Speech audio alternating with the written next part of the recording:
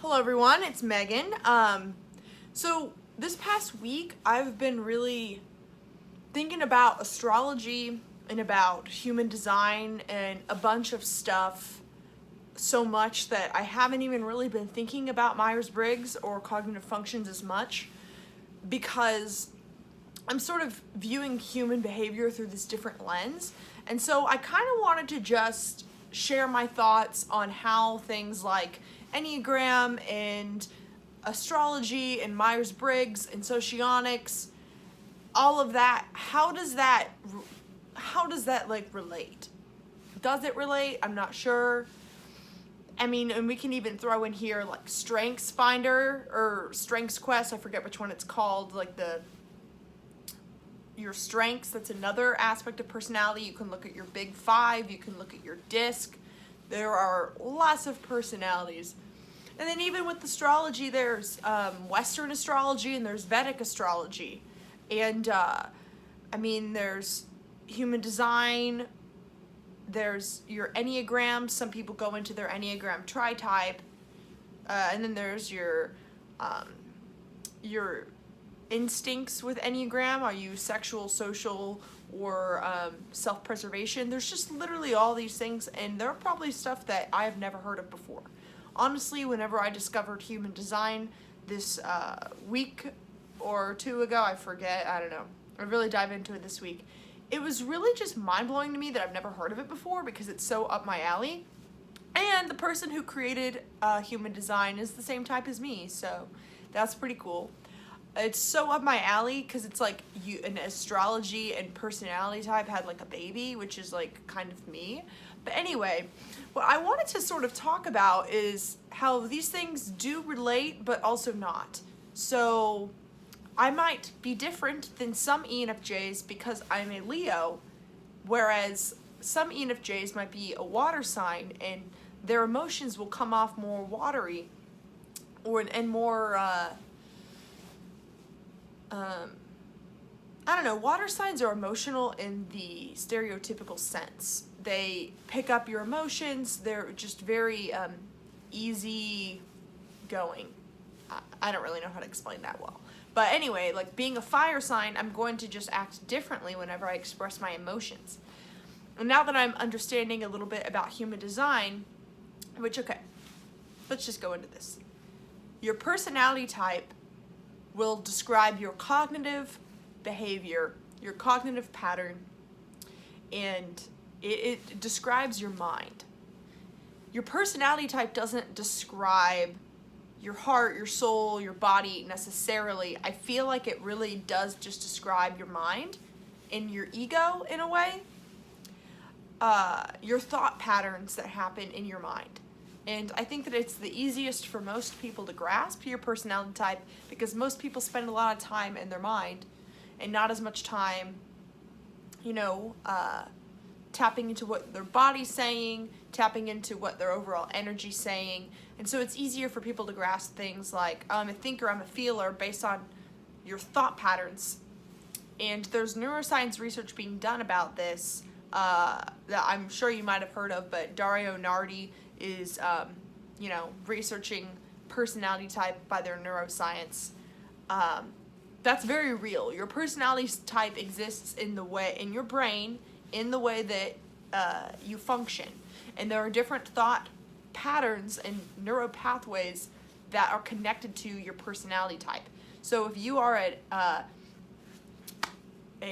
FJ, then you're going to use FE and then TI, and it exists in your brain. It's not totally something that is scientifically accepted yet, but I very much agree and believe that, this exists.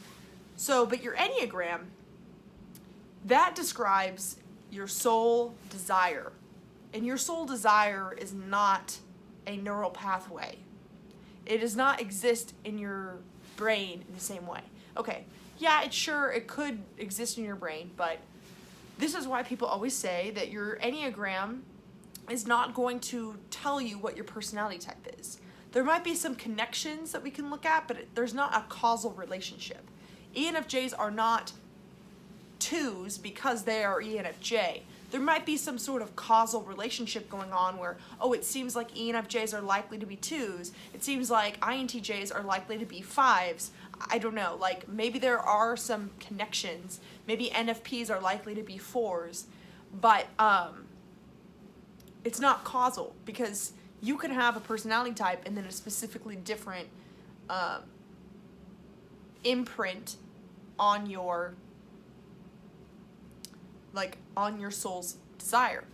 So something I always say is that your personality type, your archetype, when you're looking at Myers-Briggs or Socionics and your cognitive behavior with Carl Jung's cognitive functions, it's not going to predict how you will react or what you will do. I personally think that your Enneagram has a way better job at predicting what you will do. Because if you think about it, Myers-Briggs is kind of describing like to TI, like introverted thinking, like your principles, whereas Enneagram is describing like your desire.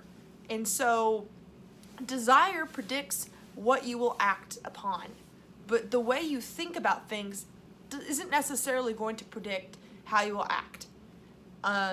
Because a group of people are classified as ENFJ, it doesn't mean that they are all going to be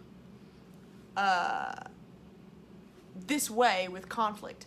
But because they think about things in the same way, then there are certain behaviors that will be likely and certain behaviors that will be unlikely. But just knowing someone's type, it's not going to tell you what they're going to do.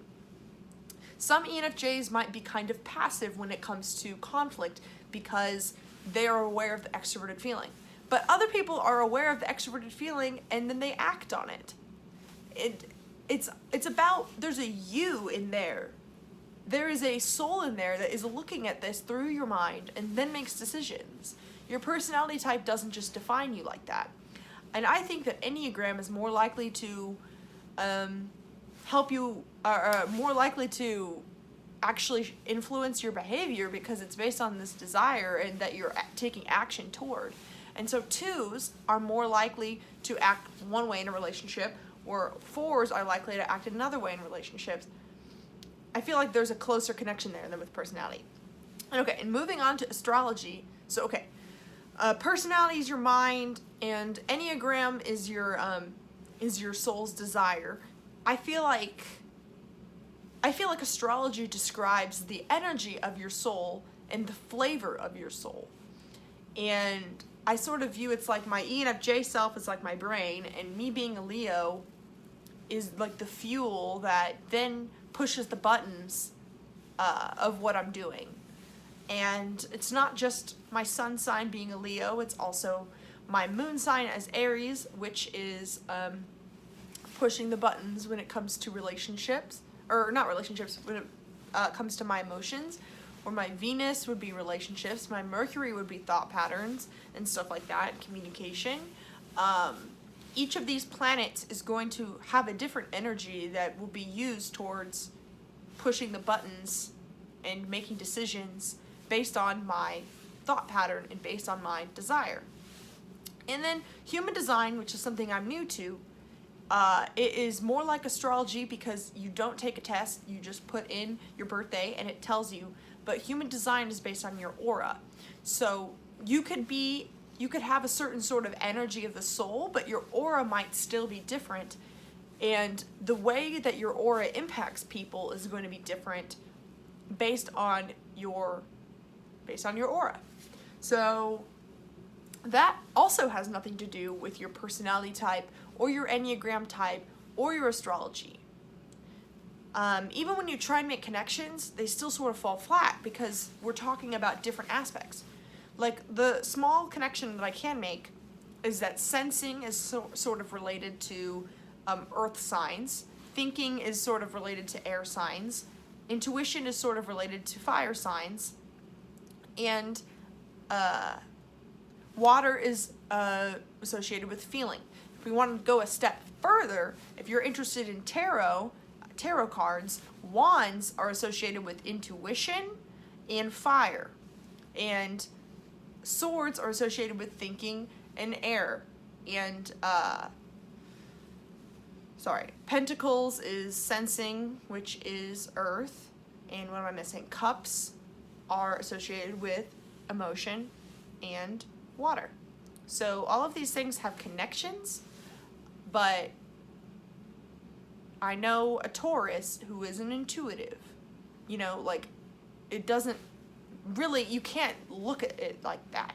You have to be like, okay, so mentally you're an intuitive, but your energy is way more down to earth, where somebody else might be a sensor, but they're a Pisces, and so their energy will be more dreamlike, even though the way that they process the world cognitively is based on sensing. So you have to look at it through all these different angles. And if anyone has any questions about this video that they would like me to go into further on other in other videos, please let me know, because that sounds super fun to me. And yeah, these are my general thoughts. A couple things I want to add. I want to say at the end of this video that I have decided to launch a Patreon account, and so I will link that below. This has been several months me considering this. I really didn't want to push this on anyone, so you'll see I do have some fun little rewards that you can go and look at if you're interested. But essentially the thing is that I want to start making type descriptions, but that takes a lot of my time. What I'm doing right now with videos and with my Facebook group, which by the way I'll link my Facebook group below, which is all about exploring self-transformation and self-understanding through the cognitive functions. I'm putting in about 20 to 25 hours a week doing this stuff already, and this is kind of the bare minimum, and in 2018 I want to do more. I want to write type descriptions, maybe make those an ebook. I want to make more videos, make more high quality videos. I want to actually continue on in these series that I say I want to do. And another thing is that I've been getting a lot of messages on Facebook and just a lot more messages and comments from you guys, and I want to be able to figure out how I can scale this so that I can help all of you. I don't want there to be a question that's unanswered. I want to make sure that I have the energy to do more. So that's why I started a Patreon. It's there below, and I'm also going to link my Facebook group below. So thank you so much for watching, and I love you all.